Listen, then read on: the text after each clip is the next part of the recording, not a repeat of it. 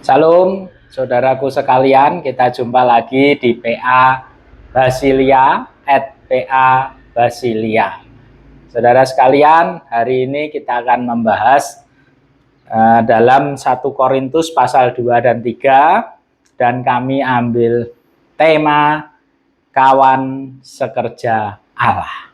Nah, saudara yang dikasihi Tuhan sekalian, dalam pelayanan kita mungkin diberi jabatan, posisi, dan dalam pendidikan kita mungkin mendapat gelar. Dalam organisasi mungkin nama depan kita diberikan juga gelar atau tambahan, saudara, tapi semua itu dari sudut pandang manusia. Nah, tetapi bagaimana dari sudut pandang Allah? Allah menganggap kita, saya dan saudara, para pelayan Tuhan ini adalah kawan sekerja Allah.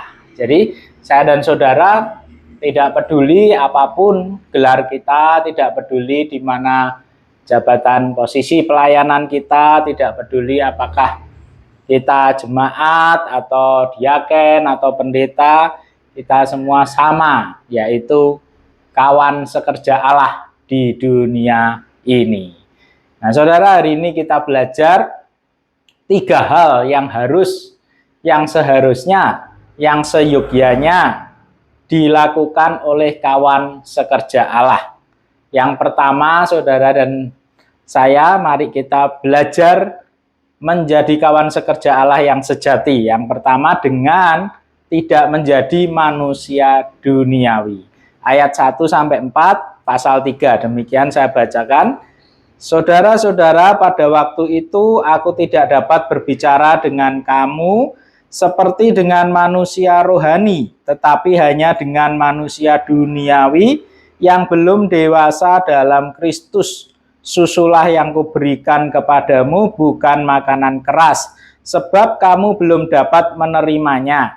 Sekarang pun kamu belum dapat menerimanya, karena kamu masih manusia duniawi. Sebab jika di antara kamu ada iri hati dan perselisihan, bukankah hal itu menunjukkan bahwa kamu manusia duniawi dan hidup menurut pola manusia? Sebab jika yang seorang berkata aku dari golongan Paulus dan yang lain berkata aku dari golongan Apolos, bukankah hal itu menunjukkan bahwa kamu manusia duniawi? Nah, saudara yang dikasihi Tuhan, hari ini kita belajar ciri-ciri manusia duniawi. Dalam ayat yang kita baca tadi, ayat 1-4, Rasul Paulus menekankan bahwa selama ini Rasul Paulus memberikan susu, bukan makanan keras, kepada jemaat di Korintus. Karena menurut Rasul Paulus saat itu, saudara, mereka masih manusia duniawi. Kenapa Rasul Paulus menilai demikian, saudara? Karena di sini disebutkan, sebab jika di antara kamu ada iri hati dan perselisihan, bukankah hal itu menunjukkan bahwa kamu manusia duniawi dan hidup menurut pola manusia? Jadi manusia duniawi memiliki ciri yang utama adalah iri hati dan perselisihan. Saudara sekalian, kalau di dalam pelayanan kita masih ada iri hati, masih ada perselisihan dan pertikaian, saudara, kita ini kawan sekerja Allah semuanya. Dalam komunitas rohani saudara, apapun posisinya, apapun gelarnya, apapun jabatannya, semua sama, rekan, kawan sekerja Allah. Jadi saudara tidak perlu ada iri hati dan perselisihan, saudara sekalian. Sebuah jabatan, posisi pelayanan itu adalah amanah yang diberikan Allah kepada kita. Dan ketika kita mendapat amanah itu, saudara, maka kita harus melayani dengan maksimal. Melayani itu tidak mudah, saudara. Jadi saya berpikir kita tidak perlu iri hati dan berselisih karena hal-hal di dalam pelayanan. Karena itu hanya menunjukkan pikiran kita masih manusia duniawi. Semuanya, saudara, mari kita kerjakan untuk kemuliaan Allah, dan pada waktunya nanti ketika Allah melihat kita sudah mampu, Allah akan memberikan posisi itu kepada kita. Jadi saudara yang dikasihi, kawan sekerja Allah tidak perlu iri hati, bertikai akan suatu kepentingan, mari kita berpikir dewasa. Yang kedua, saudara, kawan sekerja Allah yang sejati adalah melakukan tugas yang dipercayakan. Saya baca ayat 5-9. Jadi siapakah Apolos, siapakah Paulus, pelayan-pelayan yang olehnya kamu menjadi percaya, masing-masing menurut tugas yang diberikan Tuhan kepadanya. Aku menanam, Apolos menyiram, tetapi Allah yang menumbuhkan. Karena itu yang penting bukanlah yang menanam atau yang menyiram, melainkan Allah yang menumbuhkan. Baik yang menanam maupun yang menyiram sama pentingnya, dan masing-masing akan menerima upahnya sesuai dengan pekerjaannya sendiri. Sebab kami adalah kawan sekerja untuk Allah, kamu adalah ladang Allah, bangunan Allah. Nah, saudara yang dikasihi Tuhan, kawan sekerja Allah yang sejati adalah melakukan tugas yang dipercayakan.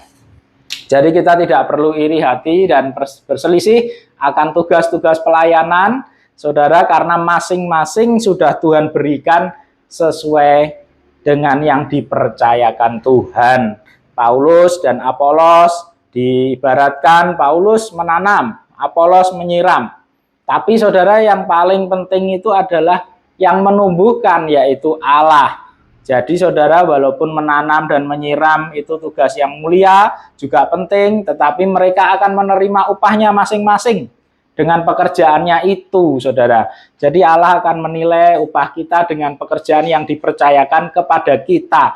Bukan posisi pekerjaannya itu apa, tetapi bagaimana kita melakukan pekerjaan pelayanan yang dipercayakan itu dengan maksimal, saudara. Karena pada akhirnya Allah lah yang menumbuhkan. Bukan saya, bukan saudara, bukan pemimpin rohani kita, bukan siapapun kita, bukan saudara. Kita hanya ada yang menanam, ada yang menyiram, ada yang mungkin merawat saudara, ada yang mungkin saudara, menjaga dari hama dan sebagainya. Tetapi saudara, jika Allah tidak menumbuhkan, maka itu tidak akan tumbuh.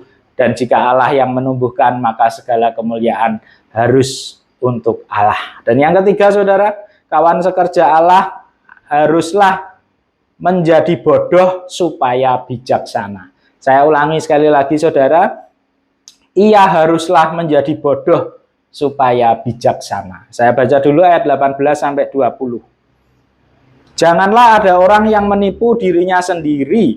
Jika ada di antara kamu yang menyangka dirinya bijaksana menurut dunia ini, biarlah ia menjadi bodoh supaya ia menjadi bijaksana. Sebab hikmat dunia ini adalah kebodohan bagi Allah. Sebab ada tertulis, ia menangkap orang-orang berhikmat dalam kecerdikannya. Juga Tuhan mengetahui rancangan-rancangan orang berhikmat. Sesungguhnya semuanya sia-sia belaka. Nah, saudara, menjadi rekan sekerja Allah, kita harus menjadi bodoh secara dunia. Kita hikmat-hikmat dunia yang selama ini kita diajarkan kepada kita, yang selama ini kita miliki, tetapi jika itu bertolak belakang dengan firman Tuhan, saudara, kita harus tinggalkan. Dan jikalau kita mau belajar Alkitab, yang kita kejar adalah hikmat Allah dengan kondisi hati dan pikiran yang kosong, kita mau belajar kebenaran firman Tuhan. Nah, saudara yang dikasihi Tuhan, dalam belajar firman Tuhan, saudara, kita mesti mengosongkan pikiran kita. Kita berdoa, Tuhan, apa yang ingin Engkau katakan dalam pasal-pasal yang akan saya baca, dalam pasal-pasal yang akan saya terima, dalam pasal-pasal yang akan saya khotbahkan. Saudara, saudara pengkhotbah yang sejati, para pelayan Tuhan, pengajar yang baik, saya dan saudara mungkin banyak di sini yang pelayanan khotbah dan mengajar. Saudara mesti tidak membawa ide-ide ketika saudara mau menyiapkan khotbah. Saudara belajar baca ayat firman Tuhan, baca ayat firman Tuhan, jangan sampai ide pribadi saya dan saudara masuk di situ, lalu kita cari ayat yang sesuai untuk kepentingan kita. Bukan demikian, saudara, tapi dalam belajar Alkitab, apalagi mengajarkannya, kita mesti berdoa, minta tuntunan Tuhan dari ayat-ayat itu. Tuhan sendirilah nanti yang akan menimbulkan poin dan poin sehingga kita bisa belajar dan menyampaikannya sesuai kehendak Allah. Nah, saudara yang dikasihi Tuhan, dalam belajar firman Tuhan, dalam menjadi rekan sekerja Allah, kita tidak boleh menganggap diri pintar. kita harus menjadi bodoh secara dunia, supaya hikmat Allah itu menjadikan kita bijaksana dalam kemegahan di dalam Tuhan. Terima kasih untuk waktunya. Tuhan Yesus memberkati. Selamat beraktivitas. Jika saudara diberkati, share, like, and subscribe. Kiranya channel ini bisa memberkati banyak orang. God bless you.